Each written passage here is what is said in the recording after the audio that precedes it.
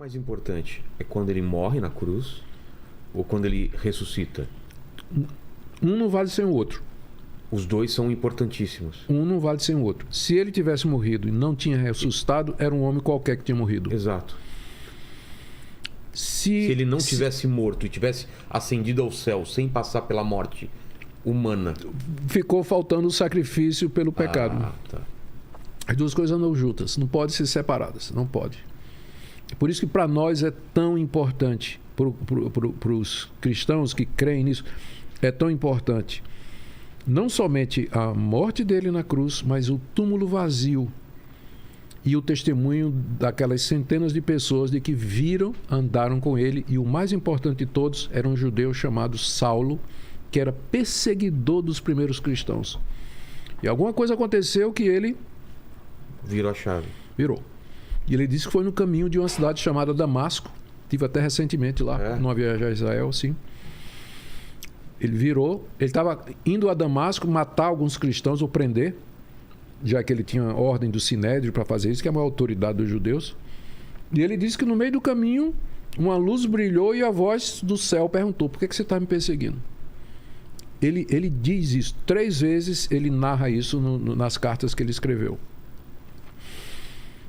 Eu não tenho por que duvidar. Primeiro, ele era judeu é monoteísta. Certo. Como é que um judeu passa do monoteísmo absoluto para crer numa trindade, que Jesus é o Filho de Deus, que é Deus encarnado? É o que ele passou a fazer. Então é preciso ter uma revolução muito grande, né, nisso aí. Ele era fariseu, acostumado a guardar a lei de Moisés. O que é fariseu? Fariseu é um grupo judeu que surgiu no período intertestamentário como reação às tentativas de Alexandre o Grande de helenizar os judeus, que fazia parte da estratégia militar dele. Ele conquistava os países e os países conquistados tinham que falar grego, tinham que aprender os costumes helênicos e as religiões helênicas gregas. Que era politeísta. Quando ele quis fazer isso com os judeus, aí não deu. Né? A famosa, aí veio a revolução dos macabeus, né?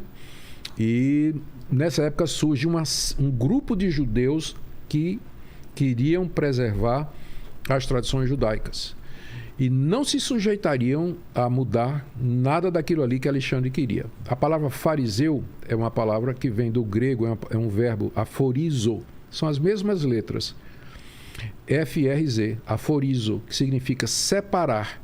Daí veio o nome fariseu, que significa separado, aquele que é separado dessa aculturação helênica, né? Essa aculturação helênica. Opa, obrigado, já repeti. Tudo bem. Pois bem, Saulo de Tarso, ele era um fariseu. Exato.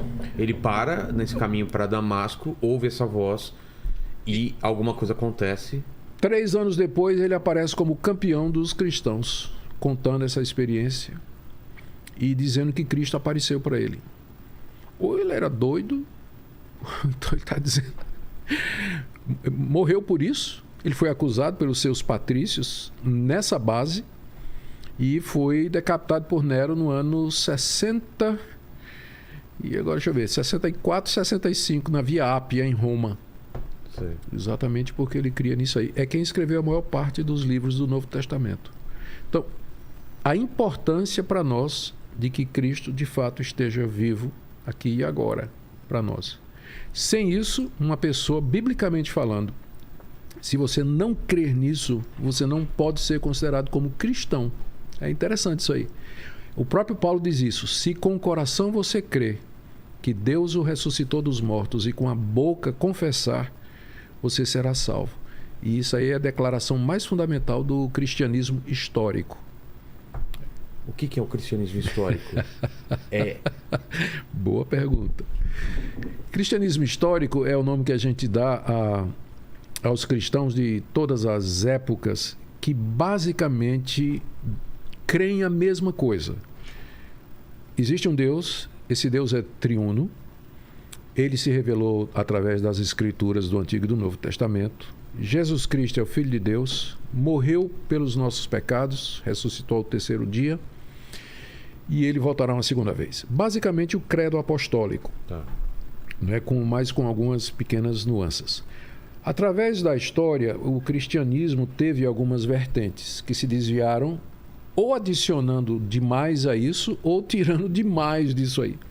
Então a gente chama de cristianismo histórico aquela linha, aquela vertente, aquela de cristianismo que sempre manteve isso, né? Então eu, por exemplo, acredito que as coisas que eu creio sobre Cristo, Jesus, a Bíblia, Deus e tudo mais, são as mesmas coisas que um judeu que tinha se tornado cristão no século I. Não creio que há muita diferença. Pelo menos é minha pretensão. Não sei se é muita, mas é minha expectativa. Tá certo? Uma forma de cristianismo que não crê nessas coisas é o que a gente chama de liberalismo teológico, que começou no século XVIII com o racionalismo.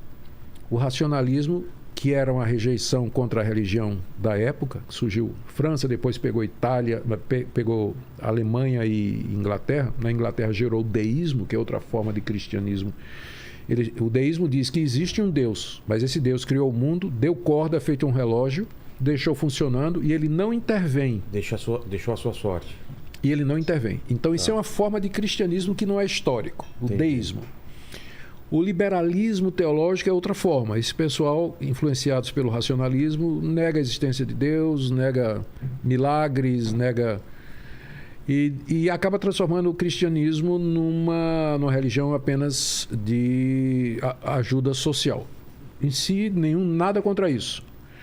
O cristianismo tem que ajudar os pobres e os necessitados. Mas quando você reduz o cristianismo somente a isso, aí você tem a teologia da libertação, que é um exemplo disso, e algumas linhas da missão integral, não todas, mas algumas linhas que se identificam muito com esse tipo de coisa.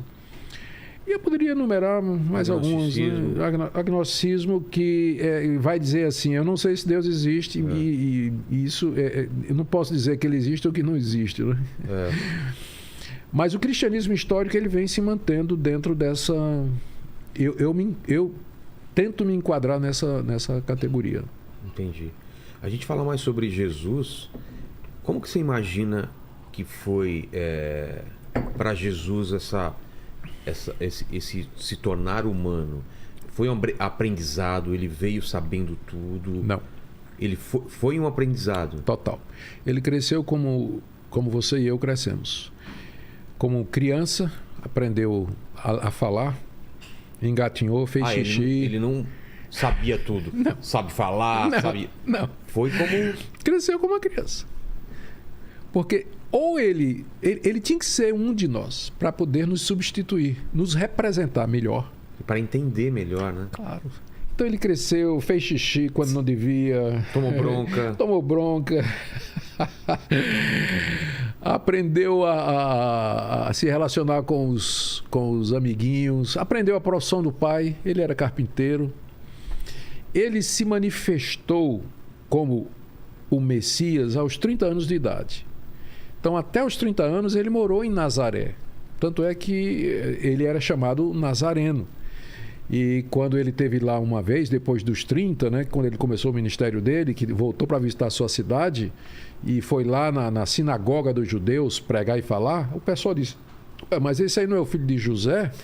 Não estão aqui as irmãs dele, os irmãos? Esse não cresceu aqui com a gente? De onde é que vem isso aí?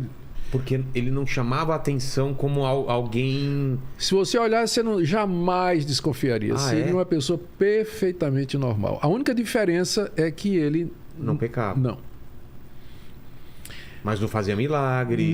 Não. Agora, tem uma coleção de chamados evangelhos da infância, apócrifos, que narram histórias assim de Jesus matando o professor. Nossa! Matando um professor que se desgostou dele. Onde ele pisava, brotava flores. Ele fez passarinhos de barro e tocou nos passarinhos, os passarinhos viviam. Então, pela própria... É o tipo de coisa... Eu dava, né, quando eu estava estudando, dando aula de teologia no Mackenzie, eu dava um curso de mestrado que era sobre os evangelhos apócrifos. E eu dizia para os meus alunos, vocês têm que ler os evangelhos apócrifos. Ah, é? Lê todos. Por quê? Porque aí, quando alguém pergunta por que é que eles não estão na Bíblia... Você tem argumento. É só dizer, leia por quê. que são histórias tão... Você lembra daquilo que eu te disse no começo? Que o texto pede para ser lido como narrativa?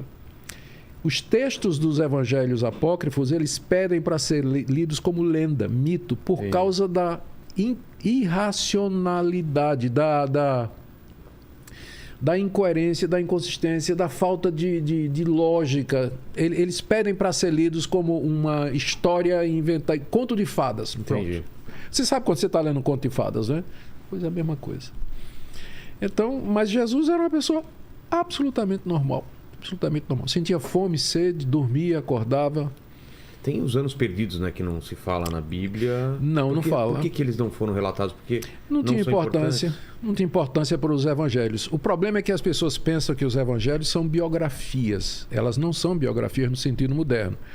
Biografia, no sentido moderno, é um relato do biografado, todas as etapas da vida e tal.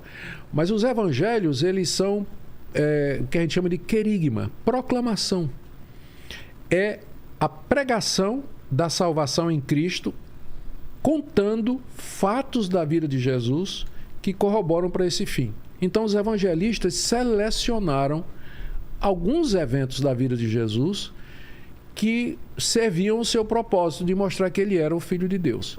Por exemplo, no final do Evangelho de João, que é o evangelho mais lido, né, o mais querido, João diz assim: Jesus fez muitas outras coisas que não estão escritas nesse livro, mas essas que estão escritas aqui foram escritas para que você creia que ele é o Filho de Deus. Então, ele declara a sua intenção. Exato. Ele escreveu para provar que ele era o Filho de Deus. E ele diz, eu deixei de fora um monte de coisa.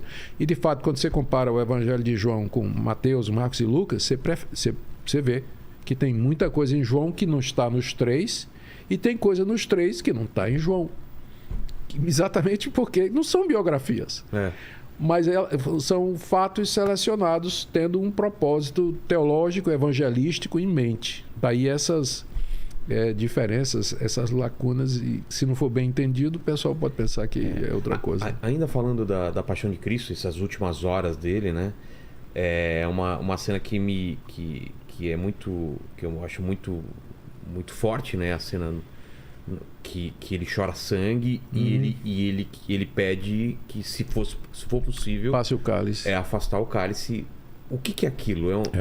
Que momento é aquele de sofrimento, ou é o momento mais humano dele, talvez? Rogério, eu não sei se você está consciente, mas você está levantando as questões mais importantes a respeito da pessoa de Cristo que a igreja vem se perguntando em 2000 anos de história. Isso aí que você está perguntando tem a ver com a questão da pessoa de Cristo, que deu pau, deu briga entre os primeiros cristãos até ser pacificado mais ou menos no século IV. Quem era Jesus realmente? Porque você encontra... Teve essa discussão em algum momento da história. Os 3 primeiros séculos foram marcados por discussões ferrenhas a respeito disso. Quais eram as linhas de pensamento? Por exemplo, os gnósticos.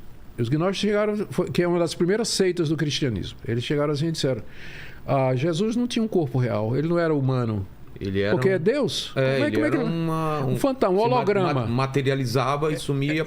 Era um holograma. Você podia meter a mão e atravessar. Então, foi rejeitado. Você tinha os nestorianos, que eles diziam que havia 2 pessoas. Havia o Jesus humano e o Cristo divino. Em uma pessoa só? Eram 2 pessoas ali dentro, né? Eram 2 pessoas. Você tinha gente que enfatizava a natureza humana em detrimento da natureza divina. E você tinha gente que exaltava a natureza humana em detrimento da natureza divina, embora esse grupo era menor. Isso é mais para cá, com o correr da história da igreja. Mais recente. Mais recente. E a conclusão a que se chegou depois de séculos de debate a respeito da pessoa de Cristo, e que isso está muito bem expresso no Credo Niceno, é que ele é uma pessoa. Ele é uma, não são 2. E aí rejeitou-se na história. Ele é um indivíduo. Só que esse indivíduo, ele tem 2 naturezas. A natureza divina e a natureza humana. As duas naturezas não se misturam, elas não se confundem e elas não se separam.